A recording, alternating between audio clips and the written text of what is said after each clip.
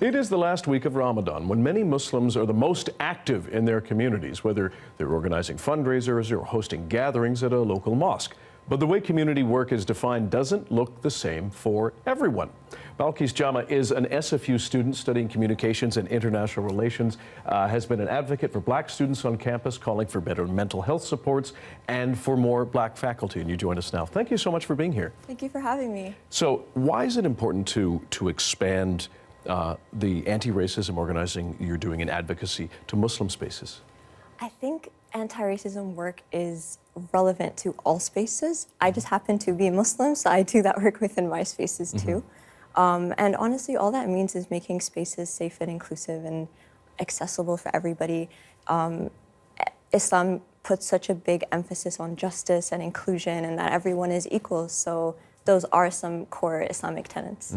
Now, I should note that there isn't one Muslim community. It's not homogenous. How do you have those conversations about, for example, race, identity, with Muslims who have different perspectives? We encourage, or Islam encourages us to have dialogue. We're supposed to have these conversations, ask each other questions. It's even mentioned in the Quran, like our holy book, about how we've made these different tribes and these different nations for you to get to know one another. So it is quite a big,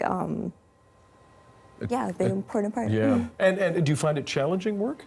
I think it can be, just like anything. I don't think the challenges in my community are necessarily unique to my community, but they are conversations worth having because they are my spaces. So. And speaking of community, you are Somali, is that right? I am. And so as Ramadan comes to an end, are there any specific traditions or concepts that you carry forward at this time? For the most part, when it comes to the religious aspect, it's kind of the same across all cultures, but I think every household, every culture has their own little thing, like rituals that they like to do, non-religious ones. But I mean, like cultural foods is so important to all our cultures. So Somali foods, like we have our East African sambusas, we have this soup called shurba, which is like oats and meat. And yeah, it really reminds me of home. Lovely. Balqees Jama, we appreciate your time and your expertise and sharing it with us. Thank you very much. Thank you for having me.